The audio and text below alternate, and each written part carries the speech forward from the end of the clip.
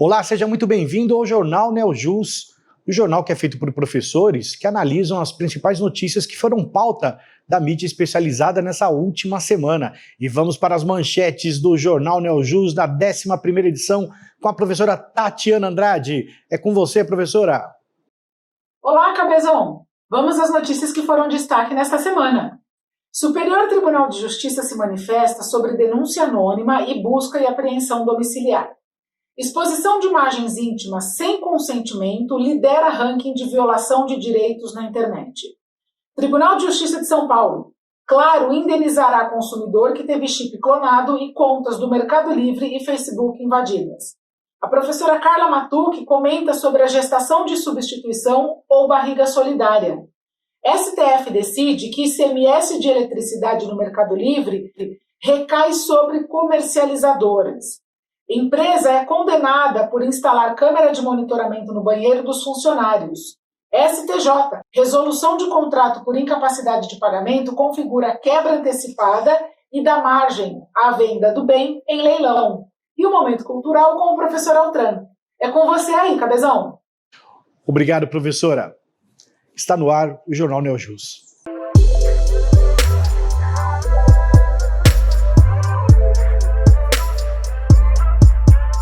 Exposição de imagens íntimas sem consentimento lidera o ranking de violação de direitos na internet. Para comentar sobre essa situação, convido aqui a professora Rúbia Ferrão, nossa professora de Direito Digital, para poder esclarecer mais sobre esse assunto. Professora Rúbia, seja bem-vinda. A exposição de imagens íntimas sem consentimento tem liderado o ranking de reclamações de violações e é uma prática cruel, gravíssima, que traz danos irreparáveis e muitas vezes até condutas extremas como o próprio suicídio. Os adolescentes têm sido altamente vitimados, talvez até pela pouca informação sobre a educação digital, e é importante saber que o Estatuto da Criança e do Adolescente prevê crimes específicos voltados à divulgação de pornografia infantil, até mesmo para quem armazena, para quem compartilha, para quem produz, e desde 2018, o Código Penal prevê um crime específico voltado à divulgação de cenas de sexo, nudez, pornografia sem autorização, prevendo uma pena de 1 a 5 anos de reclusão e causa de aumento de pena. O ofensor manteve ali alguma relação íntima com a vítima ou fez a conduta visando humilhação ou vingança, aquela chamada prática do revenge porn. O Código Penal também previu aí como crime o registro não autorizado de nudez. Então, você captar ali uma cena de nudez sem autorização ou até mesmo uma montagem. Cuidado. Tenha cuidado com o tipo de cenas, com o tipo de imagens que você faz no âmbito da rede, porque esse conteúdo de nudez, pornografia, de fato, é realmente muito difícil de remover no ambiente virtual. Muito obrigado, professora. Olha, é isso mesmo, viu? Todo cuidado é pouco. No direito digital, nós costumamos utilizar um exemplo que é o do sujeito subir lá no alto de um edifício, né, lá no terraço, e ele está com um punhado de talco nas mãos, ele assopra o talco. Mesmo que eu varra toda a cidade, jamais todo aquele punhado de talco vai voltar para as mãos dele. Ou seja, aquilo que eu compartilho, dificilmente eu tenho de volta. Então, realmente, essas questões são muito sensíveis, são muito perigosas. As pessoas, às vezes, compartilham momentos íntimos por aplicativos, e às vezes esse aplicativo ou ele é hackeado, ou a pessoa entrega o celular numa assistência técnica, ou eventualmente alguém pega o celular, pega essa imagem, enfim.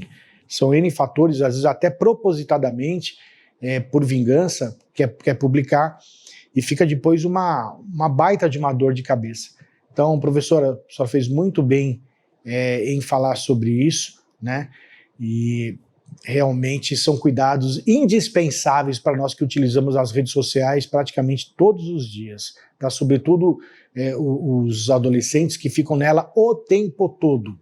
Muito obrigado.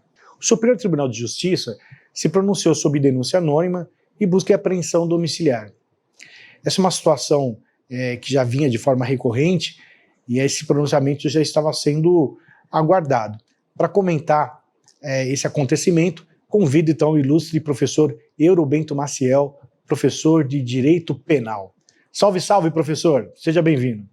Olá, professor Cabeçon. Olá, demais amigos do Jornal Neo Jus. É uma honra estar aqui novamente com vocês. E hoje eu trago aqui para o nosso debate um tema muito importante de direito penal, que atina com a denúncia anônima. Todos nós sabemos que o Estado, por intermédio dos seus órgãos de persecução penal, estimula que o cidadão, diante de fatos criminosos, faça uso do disque denúncia para delatá-los, para, às vezes, entregar bandidos que estejam à solta, protegendo-se com anonimato. A denúncia anônima. Porém, até que ponto a denúncia anônima tem efetividade, tem credibilidade sobre o aspecto processual penal? O que é que a denúncia anônima pode justificar no âmbito processual? As nossas cortes superiores, tanto o STJ quanto o Supremo Tribunal Federal, já têm entendimento consolidado de que a denúncia anônima, por si só, ou seja, exclusivamente a denúncia anônima, não justifica invasão de domicílio, não justifica interceptação telefônica, não justifica busca e apreensão. Por que não?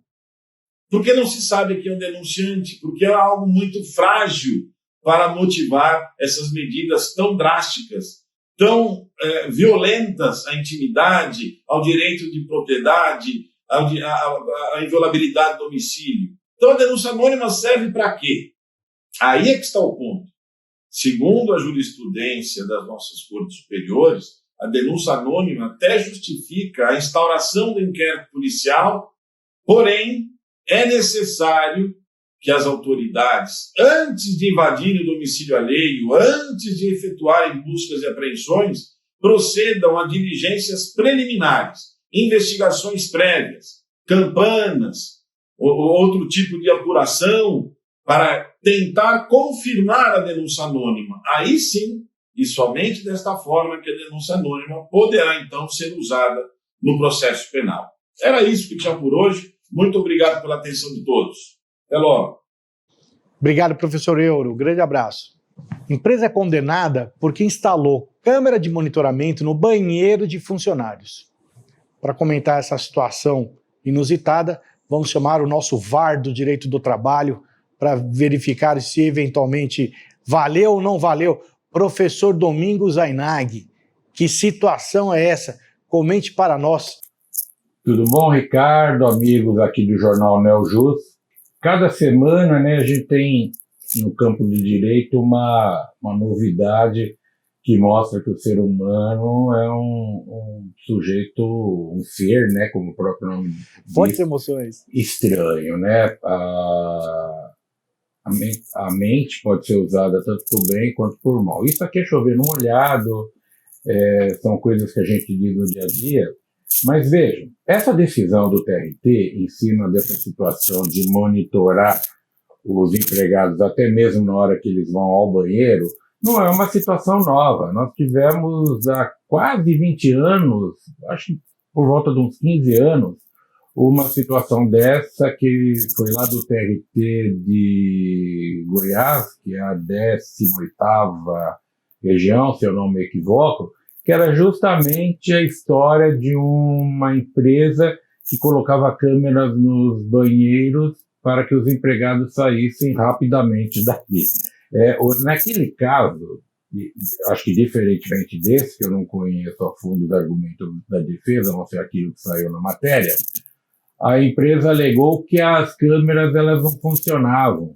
Simplesmente elas estavam ali para servir de meio de coagir o empregado a não enrolar no banheiro. Porque é comum, principalmente quem trabalha em empresas, os banheiros coletivos, o empregado, quando está com sono, ele fala lá, simula uma dor de barriga e vai lá dar uma cochilada no banheiro, ou vai no banheiro bater papo com outro colega, Olha, faz parte, é o ônus do empregador essas situações ocorrerem, não tem jeito, já está ali no custo do trabalho. Pois bem, creio que a Justiça do Trabalho puniu, a meu ver, só os valores é que têm sido muito pequenos nessas condenações da Justiça do Trabalho, porque, não, certo, não é para deixar ninguém rico, mas dependendo do porte da empresa, 10 mil reais, 5 mil reais, não representa nada, compensa deixar o aparelho ali e os empregados sendo constrangidos. Tudo tem um limite, nós estamos num novo momento no mundo, e aqueles que acham que o direito do trabalho já cumpriu a sua obrigação, estamos num mundo novo, estamos, sem dúvida, é um mundo totalmente diferente, o mundo do trabalho, mas o direito do trabalho, ele preza pela dignidade, a proteção da dignidade da pessoa humana, como está na nossa Constituição. Uma situação paradigmática, eu creio que esse acórdão vai servir aí para outros casos no país, para advogados se sustentarem nele quando houver uma ofensa à dignidade do trabalhador, e é vida que segue. Valeu, meu amigo Ricardo, viu? Você é muito gentil. Até a próxima semana, amigo. Ah, professor, eu sou muito gentil porque eu aprendi que vale a pena ser gentil. Eu fui presenteado aqui pelo professor Zainag com a segunda edição do livro dele, Vale a Pena Ser Gentil, né? Professor, agradeço a dedicatória aqui, estou lendo e aprendendo com Vossa Excelência, né? Muito obrigado, viu? Aproveitando o ensejo, o professor falou uma coisa interessante, né, de colocação de câmera no banheiro. O empregador falou que era só para dar um efeito moral. E eu tive um caso de um grande amigo que ele trabalhava ali num grande escritório e ele sempre trabalhou muito bem, muito inteligente, mas nós tínhamos uma perseguição da chefia para com ele. E ele passou para a segunda fase do concurso para a magistratura, a chefia começou a apertar mais ele ainda, exigindo e passando mais trabalho, como se não era para ele passar no concurso, não fosse para ele passar, e ele começou a estudar no banheiro. Então, nas idas para o banheiro dele, ele foi pro oral, passou, né, é juiz hoje, não vou falar o nome, né, um querido amigo e muito competente em juiz, mas sem dúvida alguma, o banheiro às vezes pode ser um refúgio, né? Mas não justifica esse tipo de coisa. Como também o sujeito que coloca a chave, deixa a chave do banheiro com ele, o chefe deixa a chave do banheiro com ele, e todas as vezes que a pessoa quer ir no banheiro, ela tem que pedir a chave e ficar explicando, mas o que você vai fazer no banheiro, né? Aí o cara fala, mas de novo você vai no banheiro? Então já temos ali condenações clássicas sobre esse tipo de acontecimento. Obrigado, professor Domingos, um grande abraço, satisfação em revê-lo. E vamos para a próxima manchete, que eu vou até ler, porque o tema aqui é complicado, viu? Eu vou começar a usar o prompt agora aqui para colocar escrito, né? Eu falo, a próxima tá aí, né?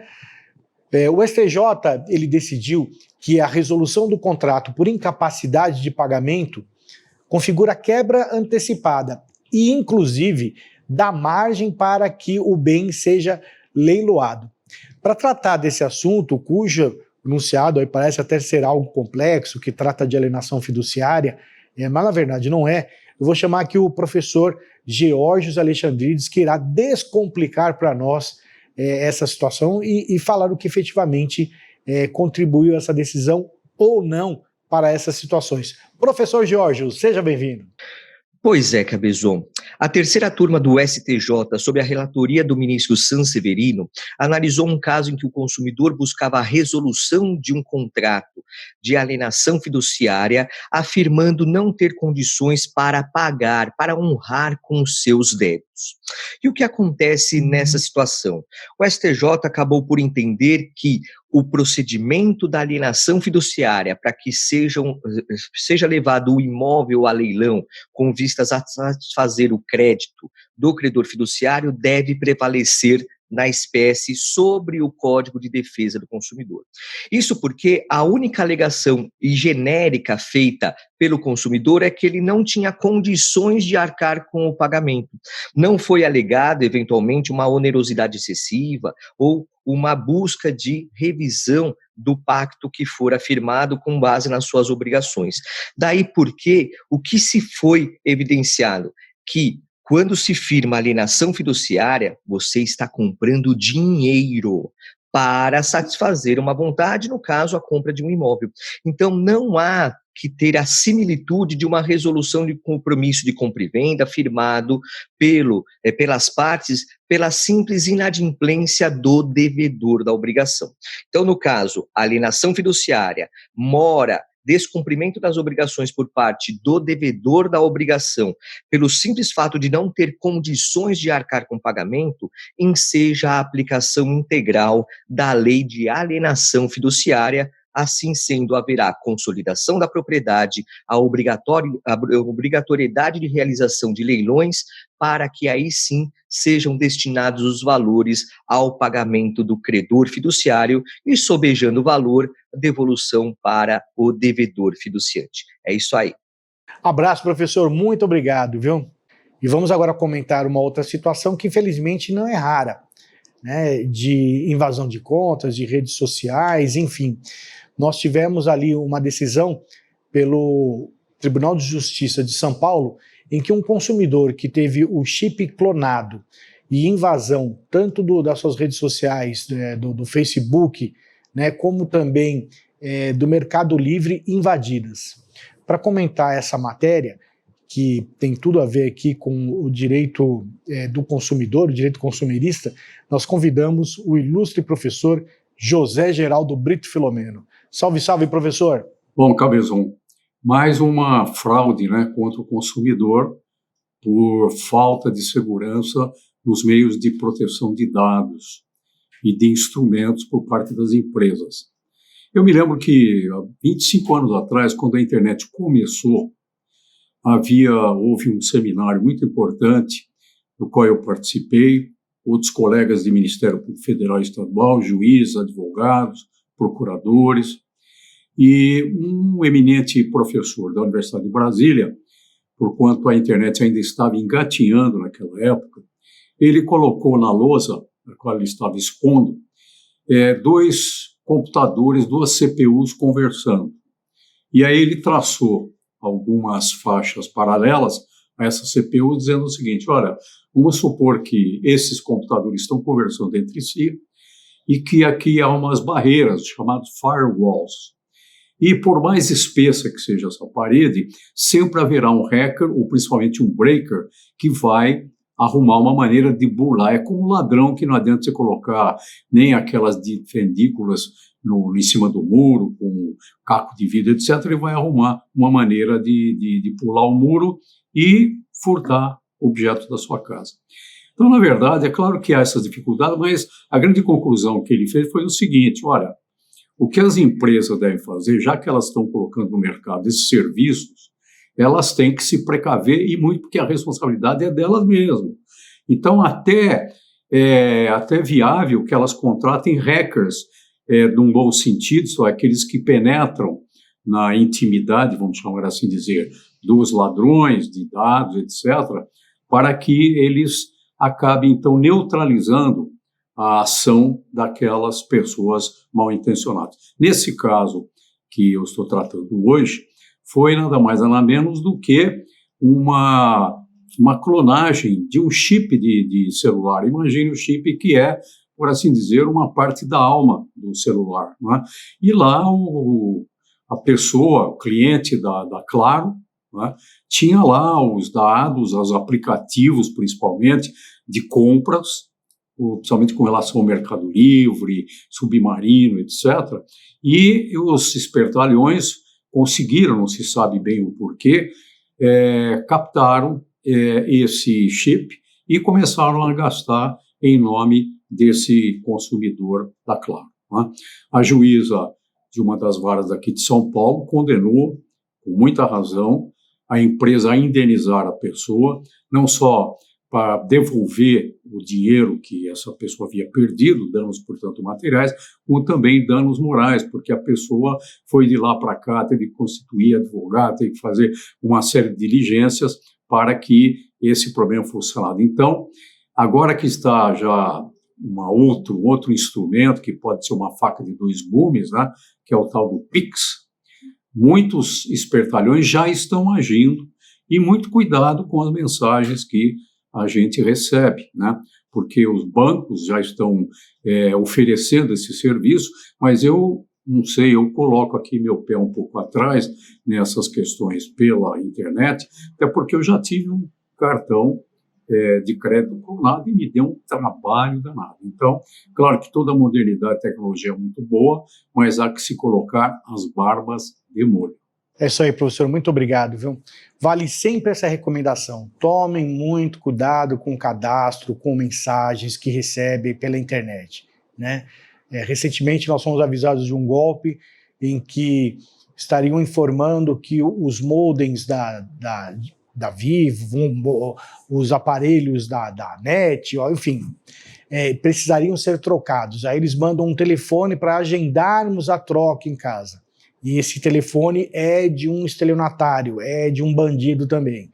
Aí a pessoa acaba agenciando com um bandido, né, o dia para ir trocar o aparelho, e aí acaba colocando um bandido dentro de casa. Então, o ideal a se fazer é sempre consultar o fornecedor ali na gênese, né? Então, ou seja, na origem, entra no site dele, veja se realmente essa informação procede.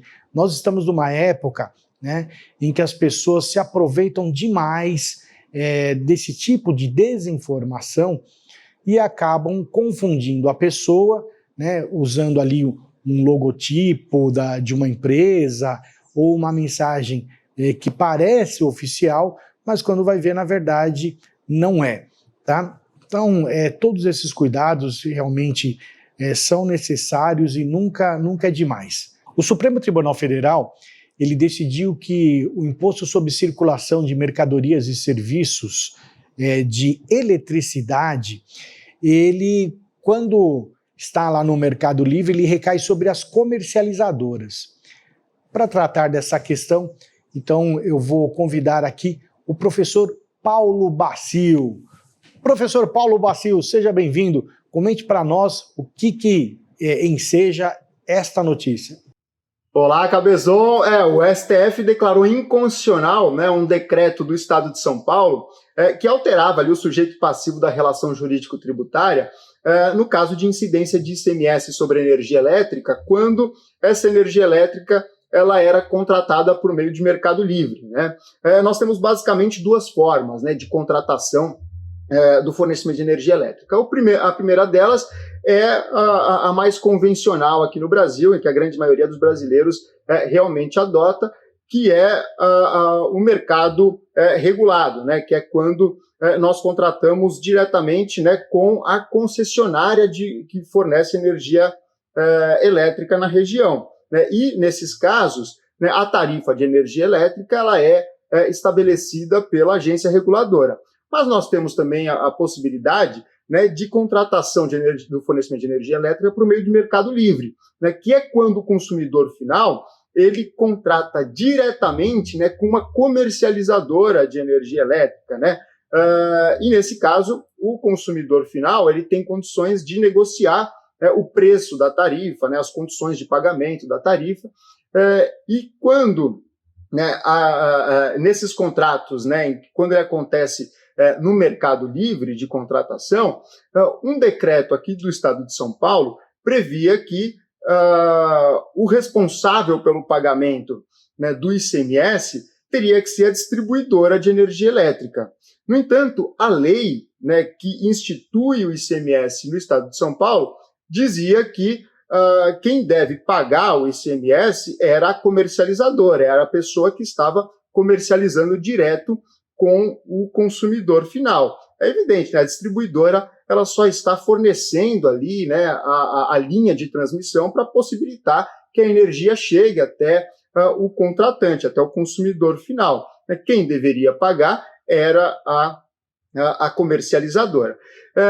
Em razão disso, né, o STF ele declarou inconstitucional o decreto aqui do Estado de São Paulo, dizendo que a alteração, né, do sujeito passivo de uma relação jurídica tributária deveria ser feito evidente sempre por meio de lei e não por um decreto. Né, o princípio da legalidade previsto no artigo 150, né, inciso 1 da Constituição Federal, prevê justamente isso, né, que qualquer instituição de tributo, né, o aumento da carga tributária deve ser feito sempre por meio de lei. Então, por esse motivo, né, o STF declarou inconstitucional o decreto do Estado de São Paulo. Então, toda a incidência de ICMS, né, nessa modalidade de Mercado Livre deve ser suportada pela comercializadora e não pela distribuidora de energia elétrica.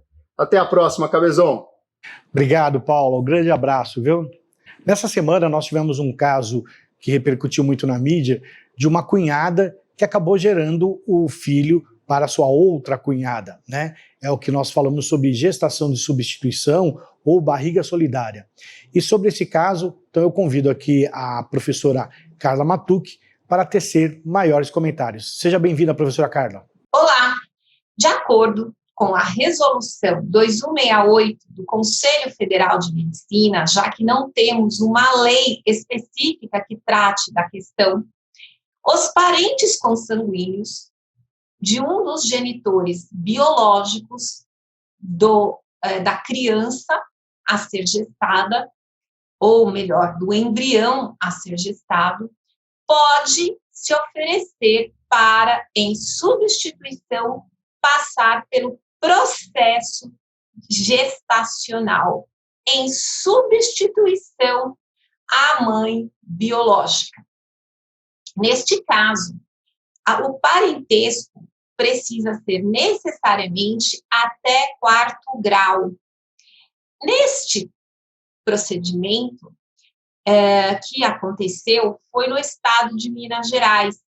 E a criança nasceu esta semana, foi noticiada a questão, e uma coisa muito importante, eles procuraram previamente um advogado para que fizesse toda a documentação burocrática, fizeram uma declaração na qual inseriram todos os termos, reconhecendo não só a mãe de substituição que estava gestando, reconhecendo que aquele embrião não lhe pertencia, que o procedimento ela estaria fazendo para a sua cunhada, mulher do seu irmão.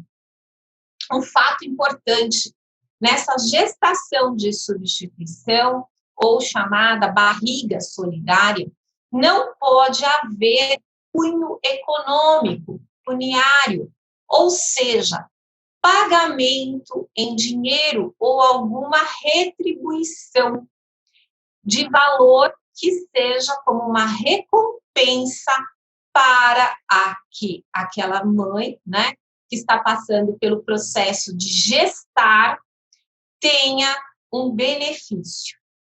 Se trata realmente de uma questão de solidariedade, por isso que se busca entre os membros que compõem a família consanguínea dos genitores biológicos.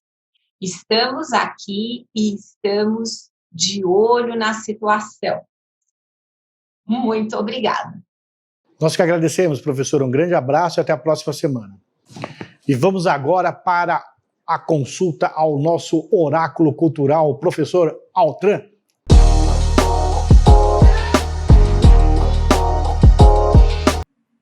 Olá a todos. A dica dessa semana de cultura fica por conta do roteiro da Avenida Paulista, da reabertura de 5 espaços que estavam fechados e que reabriram as suas atividades. Começando pela Japan House, passando pela Casa das Rosas, o Sesc, o MASP e o Instituto Moreira Salles. Todos eles com eventos agendados ou com ingressos comprados pela internet, com controle de quantidade de pessoas, com todo o protocolo de segurança, mas está aí, não é? A Avenida Paulista já reaberta nesse seu circuito, proporcionando aí várias opções de lazer para quem quer sair de casa e descontrair um pouquinho nesse momento, ok? Um abraço a todos, até mais. É isso aí, professor Altran, muito obrigado. Eu quero agradecer também a todos vocês que assistiram a mais essa edição, pela paciência, pelo prestígio que nos dão. Não deixe de visitar nossas redes sociais, se puderem, né, dê um joinha aqui para mostrar para nós que estamos na direção correta.